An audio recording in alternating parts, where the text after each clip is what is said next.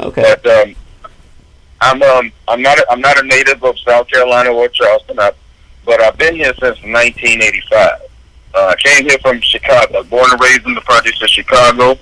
Uh, the 30-year man there. When I go back to OG status because another thing, I ain't always been safe. I have not been on this path since I've only been on this path since 2001. But it's taken me from the prison system all the way to where I'm at right now. And yes, I do have a prison record. I got a South Carolina prison number. And I tell folks that so that they'll understand that I understand the needs of our community from a first-hand standpoint. You know, I got 30 years of my life was spent out there being about that life. I've been out there on that block, hustling and carrying on. I've been 2, 3 in the morning. I've been a drug addict and an alcoholic. I've been about that life. So can't nobody tell me about the things that it takes in order to help people out of that life, and what it takes to improve our community. Right. Those are the things I've experienced myself. So those are some of the things that make me unique. I've been here in South Carolina since, as I said, since 1983. I was still addicted. I was a drug addict when I got here, and the drug addict that part didn't leave me until I wound up in prison in 1999, 2000, and I came out of prison an entirely different person than went in. When I was in prison, I realized that my purpose was a lot bigger than what I was put here for. That all the time I spent partying and getting high, and then once I was addicted, of course, I wanted to stop, but just didn't know how to do it. I didn't have the power to do it, but I realized that my purpose in life was to serve others. So when I came out of the prison system in 2001, I hit the ground running, trying to change and to reform the prison system. How folks go to prison and they come out and they don't have any opportunities. As a matter of fact, there's more things set up for folks to fail when they get out of prison than it is for them to be able to stand. Right. So having that knowledge, I'm able to look at the way that the probation, pardon, and parole system is set up and how it sets people up to fail. Mm-hmm. But look at how the prison system itself is set up for people to fail, because there's very little opportunity, in the system to have things set up so that when you get out, you can stand. As a matter of fact, like I said, there's more pitfalls to getting out. So those are some of the things that led me to do what I do. I realized that, the violence in our community is a problem, especially gun violence. I realized the educational system is messed up. I realized that people ain't getting paid good. And so those are some of the things that led me to do the things that I do now. Okay. Awesome. Well, North Charleston's the third largest city in South Carolina. And every day on the news, we all hear about the problems, the crime, someone getting killed. So, why don't you elaborate? Because like I said to my listeners, I don't live in North Charleston, but I have family members that do live in North Charleston. And I do commute from James Island to North Charleston pretty much almost every day. So, tell us about the issues of North Charleston from a native standpoint. Yeah. For some people in North Charleston, the issues, they're not really big issues for them. Right. Population, the issues are huge. The way the demographics of North Charleston is, there's 47% of North Charleston is African American, and there's another 12% that's Latino. So people of color, that's almost 60% of the population in North Charleston. The rest, about 38% white. But when we look at North Charleston, when we look at the poverty in North Charleston brings in more money than any other city in the state. But the poverty level is 50% higher than the national poverty level. And guess who broke? We People are. who broke are people of color. Don't have the opportunities to be successful. When we look at North Charleston, we look at the fact that North Charleston right now today has 8 failing schools. I don't like to use term failing schools, though, I like to use the term that, or look at it that we've failed our students. Okay, when we Mm-hmm. call them failing schools, that kind of puts it on the kids that they've done something wrong. And the reality is this: Charleston County School District and School Board, and a lot of the issues that we face is because we have very little parental participation, which has to do with economics too. A Mm-hmm. lot of times, you can't work 2 and 3 jobs and make it to PTA meetings. Right. But the school system, 8 of the worst schools in South Carolina, situated right here in North Charleston. Mm-hmm. That doesn't make sense, especially if we've got a mayor that's leading the city that's supposed to be serving and protecting, that doesn't advocate for those schools, even though his website says he's an advocate for education. Uh-huh. But we look at the school situation, but also when we look at gun violence in North Charleston is ridiculous. A lot of people point fingers at Chicago, and I'm from Chicago, Mm-hmm. but when I look at the numbers, when I crunch the numbers, when we talk about per capita deaths by gun violence, North Charleston is really worse than the city of Chicago 2 out of the last 3 years.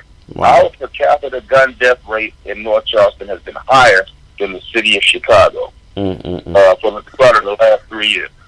That's crazy. Right. That's crazy, especially when there's things that can be done. And one of the reasons why I'm in this race now to become mayor is because I just decided I'm tired of being frustrated by trying to talk to City Hall and the mayor's office about things that can be done. When it comes to gun violence, I know a little bit about gun violence. Like I said, I was born and raised in the projects of Chicago. I've been around guns, drugs, and gangs all my life. So when I talk about gun violence, I'm talking about it from firsthand state. State. Right. When I talk about the guns in the community, in the hood, we don't have gun stores, in the hood normally. We don't necessarily, all these guns they talk about, the police talk about, come from break-ins and whatever.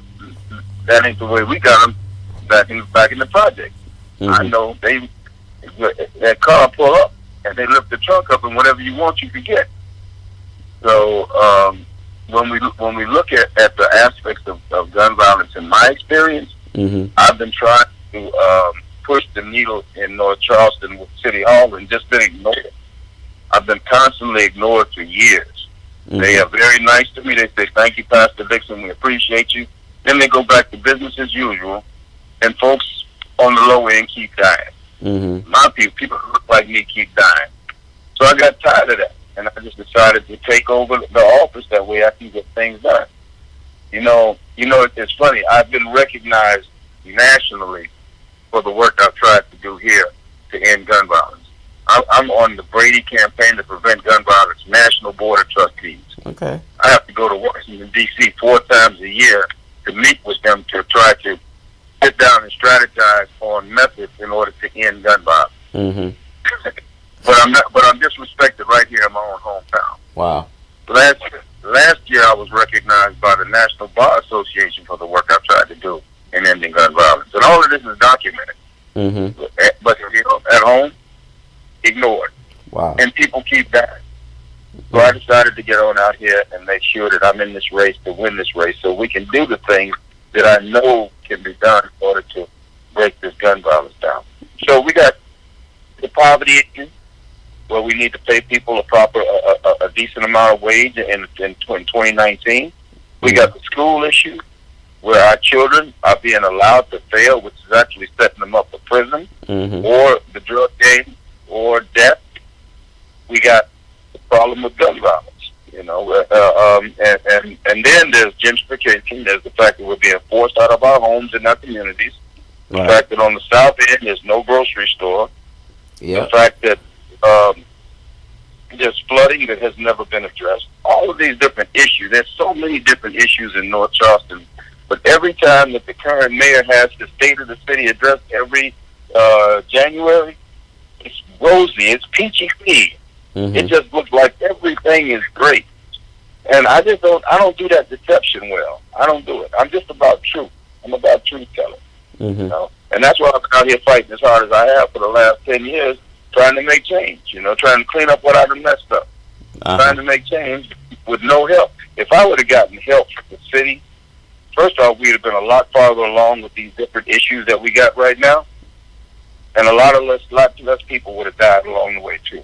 I have no doubt about it, and I would not be in this race that I gotten the help along the way. Mm-hmm. So, what about the 47% of the black and the 12% Latino? What are they doing to correct these problems?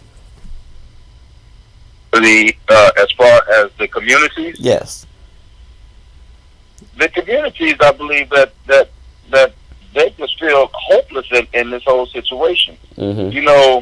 In the black community and in the Latino community, we got this. First off, the two communities, they don't work together, mm-hmm. and that's the problem too, because we're all people of color and we're all oppressed at the same time. Right. We need to start working together. So I partner up with the Latino community, and I bridge gaps. I build bridges among people, especially if people are hurting. Doesn't make no difference who they are to me. Mm-hmm. We're gonna get it right. But we have in our community this no snitch rule and whatever, and that was based on, first off, it started as a way to protect people that were involved in a criminal activity. If you and I did a crime together, we decided if we get caught, we don't tell on each other. Mm-hmm. Somewhere along the way, the bad guys, they changed the definition. They redefined it to include snitching and anything. If you say anything about anything, even if you wasn't. And basically, what that does is that protect the criminals. It's because the good people are called snitches, even though they if they report crime, even though if they weren't involved in it. Mm-hmm. So I say this because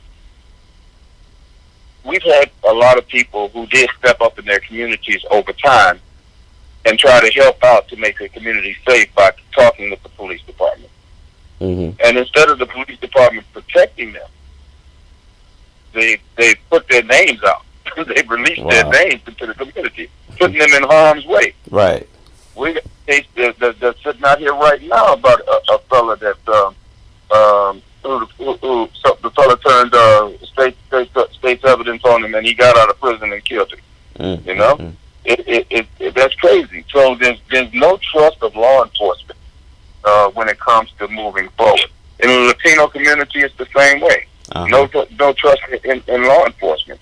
Now, if we could get to the point, and I guarantee you that we will get to the point with the right leadership, where law enforcement is respecting our communities in turn will begin, it's a process though, begin to respect law enforcement.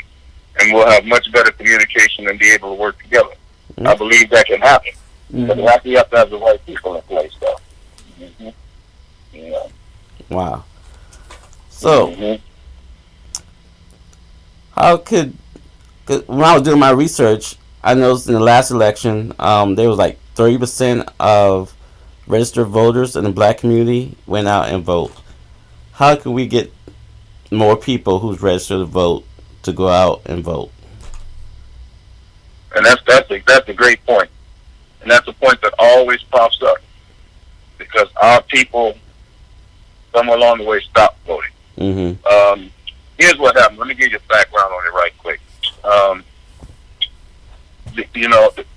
Our parents and their parents, okay, well, for a younger generation, I can't say my parents, because I'm old already. But for a younger generation watched their parents go to the ballots. Mm-hmm. They watched their parents vote. But then those same younger folks watched as their parents went and voted, but their communities never got better. Mm-hmm. The communities got worse, as a matter of fact. So they saw that their parents voting for people like, this guy promised to do this, and this person promised to do that, and you went and voted for him, but look around, we're not getting no better. Mm-hmm. So the younger generation decided somewhere along the way, because if you really look at what happened in 2015, it was the 18 to 40-year-olds who didn't vote. The older people voted.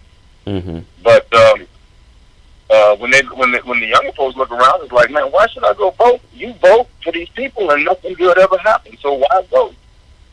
And that's one of the reasons why we see very low voter turnout in these elections now, Mm-hmm. because we've been consistently voting people in office who don't work for us.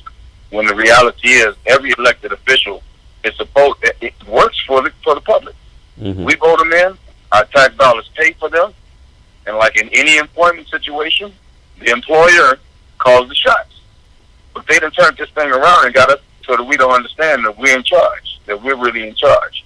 They do everything, and then they like they're in charge. We have to take that back. Mm-hmm. But now, in this election, we have an opportunity to really turn this entire thing around, and that's why I'm calling on them same 18 to 40-year-olds to man up and woman up about this election, because this time in North Charleston for this mayor's race, they got somebody that they can really vote for. Mm-hmm. They can got somebody running in me. They have somebody running who they can actually look at a track record of being out here in the community trying to help, putting in work, as they say. I've had my boots on the ground for a long time and didn't want to run in this race, Mm-hmm. but I have no other alternative. So, as those young voters, that voting bloc that have not voted before in the past elections, who might be registered, because right now it's even too late to register. Right. Well, for this, but those that are are registered, they need to get on out and vote in this election. And I guarantee you, based on my record, that's what I'm saying. Just based it on what I've been doing. I never took money for what I do. Never asked money for what I do. I'm out here just trying to help the community when it comes to this gun violence, getting people paid, getting our children educated, trying to turn around this prison system. All the things that I do, I just do because it's the right thing to do.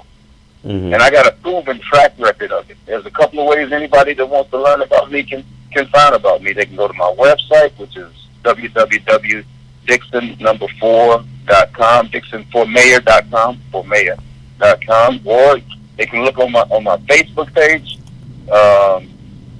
my personal page. Look at the photo albums, the albums that I have there. I have over 300 photo albums of different things. Out here fighting for 15, out here marching in the aftermath of gun violence, things like that. Over 300 albums. Mm-hmm. Anybody that wants to can Google me.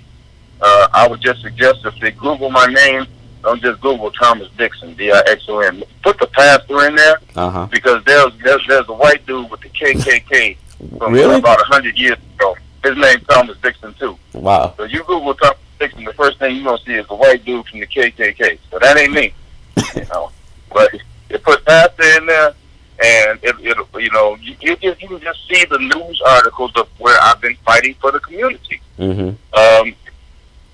Another way anybody could learn about me is the same way we're doing it right now. Talk to me. Mm-hmm. My phone number, my cell phone number is on all of my Facebook pages, all of my social media pages. You can give me a call.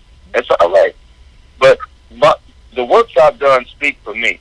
Mm-hmm. So anybody that's eligible to vote in this election and is wondering about who to vote for, first off, we know that the person that's in office, Mayor Summey, he had 25 years to do better by our community, Right. and he hasn't done anything. Look at our communities. He had 25 years. Yeah. I was looking when I was doing my research. 25 years is always the same problem over and over and over and over again, and Mm-hmm. it's like nothing has been done. Transportation, poverty, gun violence, Yep. over and over and over again. Failing schools Mm-hmm. for 25 years. Mm-hmm. Black lives don't matter. You know. I'm gonna put that out there, But if you go up a Dorchester Road, see what's going on up there. Go over Park Circle Way, see what's going on over there.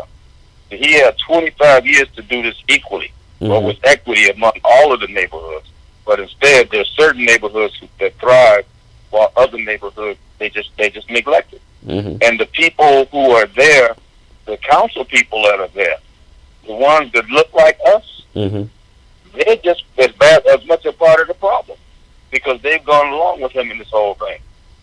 Wow. It doesn't make sense. It doesn't make sense at all. And there's 10 council seats out for election as well on Yes, November 5th.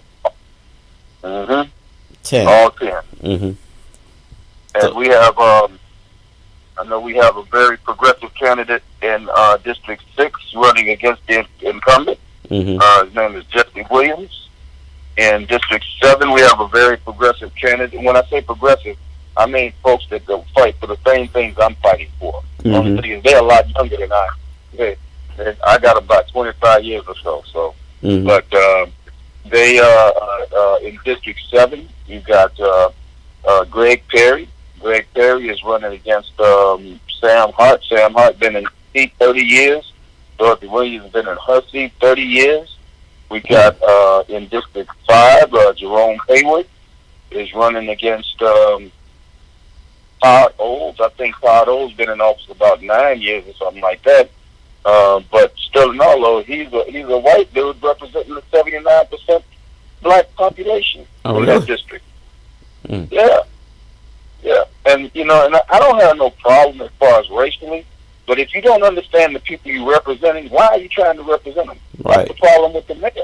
Mm. That's the problem with our previous police chiefs. hmm They didn't understand. The mayor doesn't understand us as a people.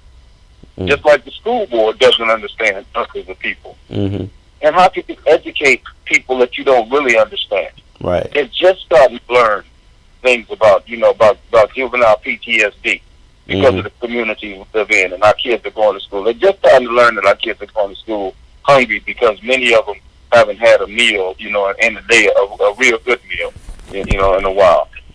But the reason why they never stopped to ask, and then if we told them these things, they just didn't believe us because they haven't been where we've been. And that's why it's so important for us to replace those folks who don't understand us with folks that do. Because that's the only way we're going to be able to move forward is we have to have people in office who understand what we're going through. I understand the prison system. Why? Because I've been in the prison system. I understand the hustle game and what it takes to get out the hustle game. Why? Because I've been in that game. I understand single parents, single mothers out here trying to raise babies. I understand this school system. I understand it all from a black perspective, and know the things that it takes in order to turn this thing around. So I don't just have some head knowledge. I got the experience, and like I said, anybody can look me up. I got the experience. I have the head knowledge, and I have the ability to put forward the things that I talked about. So with this election, the people have a few people that they can vote for, that they can believe, one, understands them, and two, will move the needle on their behalf, unlike it's ever been moved before. I'll guarantee you anybody. Elect me mayor of North Charleston, and folks will look back a year and a half from now and say, man, we ain't know we could have it this good. This fella getting us paid out here, it's fair and it's equity. We got transit going right. We got our kids stop that failing school system thing. Our kids are getting educated without having to go to a charter school. Man, and we ain't had no reportable shooting overnight. Wow. Okay. I know I can do it, brother. Okay, that's great. Well, let's talk about some trade programs to help some of the young people who want to. Because I represent SC Hip Hop 100. I'm the creator. A lot of these young guys are in the music. They're very talented. I mean, they're producers. They are sound engineers. How can we incorporate that into a working, paying job? Because I believe if they use those skills, they can at least try to get in some kind of workplace or even become their own boss. How would North Charleston, if you get elected, embrace that? You're correct.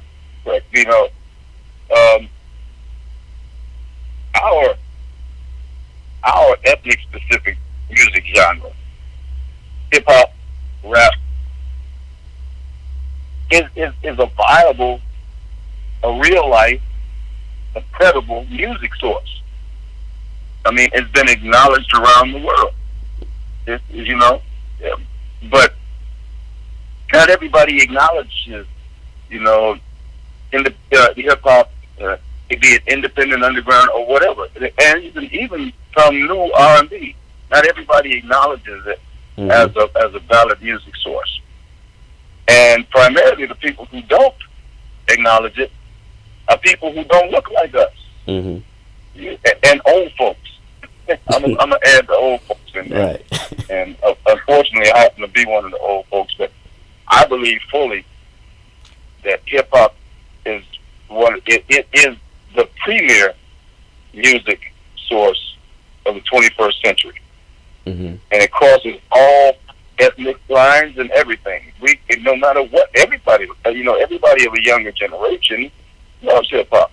I mean, of course, I'm not down with with the what used to be the gangster rap or whatever. I'm not down with anything that's going to demean women or sell ourselves short or glorify drugs and guns or whatever. I can't do that.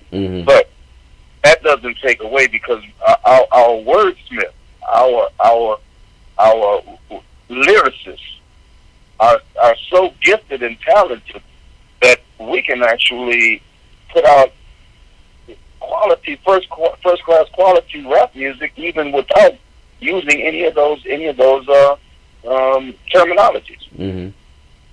Now, for me, and I've told folks this before, I work along with Lisa Williams with Diamond Law Entertainment, and I work along with a lot of our local club DJs here and everything.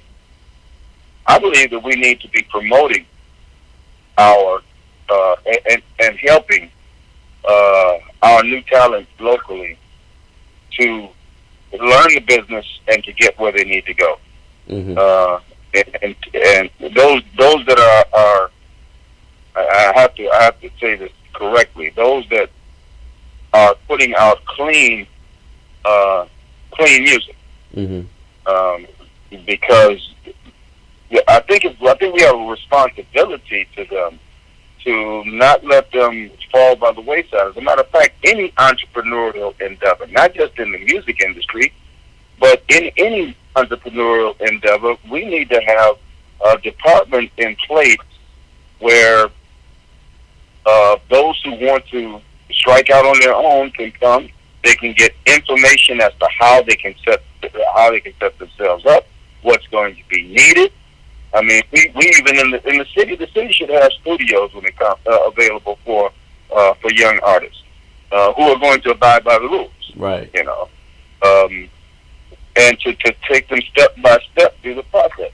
That way, we don't allow our local talent to be victimized by what can sometimes be a pretty ruthless game. What we do is we get the right folks, the right sources to come together and to walk our local artists through the process and to help them at every step along the way so that they can achieve the success that they deserve. And I believe that that's something that we will do. I believe that's something that we will do. We have a serious problem in North Charleston when it comes to culture anyway, especially the expression of black culture. Exactly. It's limited to certain periods of the year, certain times of the year. Yeah. Sort of like Black History. We don't really get Black History except for Black History Month, and we don't even really get it then. Right. we get what white folks decide is Black History. Exactly. But we need to make sure that with our history that it's a year-long function, and that our exposure to various genres of music it's a year-long function. I've been to cities where every day of every week there's somewhere you can go where people are hanging out. You got spoken word artists out. You got magicians out. You got small bands or whatever, just doing their thing, and people go hang out there with no trouble or nothing like that. People go and get culturally enriched and talk with one another. All different cultures, white, black, yellow, red, brown, all together talking with each other, having a good time. We got nothing like that here. No. What we got here in North Charleston is segregation.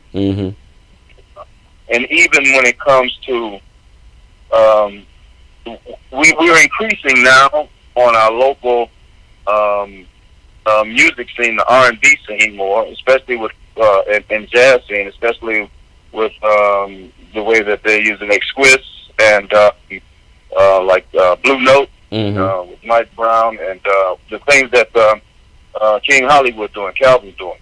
Mm-hmm. Um, we're expanding some, but we're not really expanding the way we should in making our music, our musical culture, all of our musical culture, available to those who want to take advantage of it. So under my administration, I got some plans. I got some plans for that to enrich our community musically, and not just with hip hop, not just with rap, not just with R&B, but with all of the music genres, so that everybody can not only express themselves but have support through the city in order to achieve their dreams. Awesome. I think that's one of the roles that a city should have. Yep. A city should be able to help people to achieve their dreams. Mm-hmm. And anytime you've got city administration, your mayors and your city councils, the school boards, and all they do is sit and they make policy and they decide stuff without input from the community or trying to lift the community up, I feel they fail the community. In North Charleston, we're going to stop failing the communities. We're going to build our communities up. I'm all about empowerment, brother. Wow. That's awesome.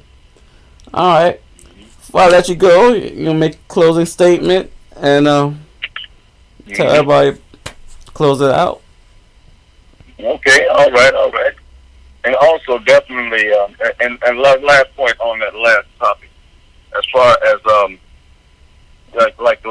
festivals, a hip hop and R&B festival. Mm-hmm. You know, Sunday I was out in Wanamaker Park with the Latino brothers and sisters, and they had a beautiful affair.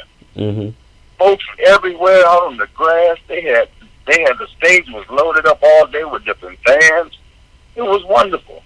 But when I stop and I look at where is our festival at? Right. And this is an annual function they do. Mm-hmm. I walk in there and I see the city of North Charleston present. The city of North Charleston present. Why city of North Charleston ain't presenting that for us? Mm-hmm. You know? So that's gonna change. Awesome. That's gonna change. So we will, under my administration, we will not only have the different ethnicities to be able to do annual events like that, but we'll also have one large city event so that everybody can come together because, like I said, I'm about bridge building. We all need to learn how to live together and to work together. With equity, though. Right. Equally. Mm-hmm. Yeah. We can't lean toward one group and then neglect another. Right. We've had 25 years of that. Yes, and that dog isn't going to hunt no more. It's time to end that foolishness. Yeah. Awesome. So, I really appreciate you having me on the show today, SC Hip Hop 100. Brother Nathaniel, thank you so very much.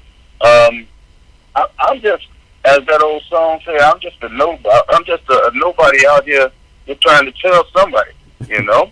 Mm-hmm. And I've just been trying to help our community for a very long time, and running into walls trying to help our community. Who does that? Who stops a person who's trying to end gun violence? Who stops a person or doesn't listen to a person who's talking about educating our children? Well, who does that? We living in poverty when we have an opportunity to pay people and instead of paying the CEOs all of the money. Let the people that's making the money make the money, make some money. Mm-hmm. But I've tried for too long. I've been frustrated for doing it.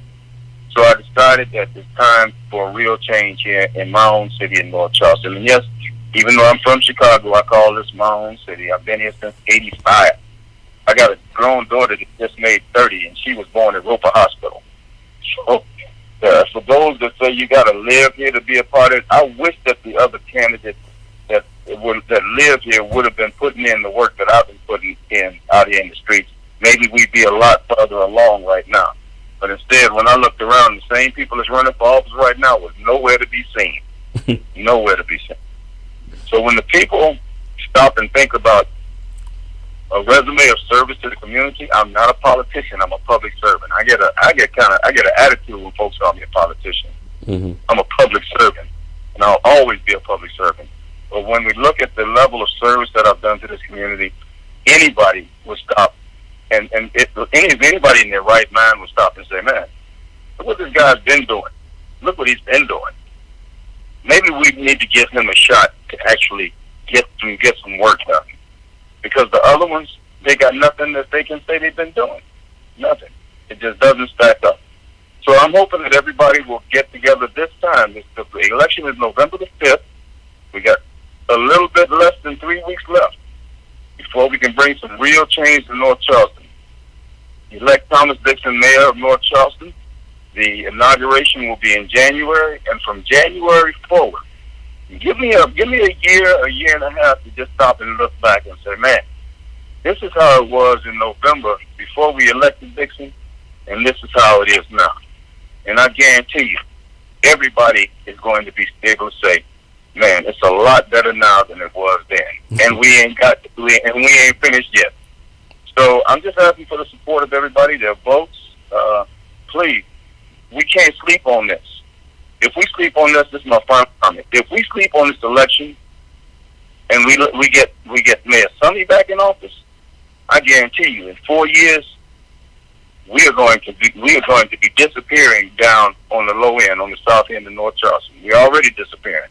They're taking it back, and if we don't take it back from them, they're going to push us out, and we'll never even be able to afford to live where many folks grew up at and call home for so long. So it's time to stop that, and we can stop that. And with Dixon, we will stop that. I appreciate you. I appreciate you too, man. Thanks, man.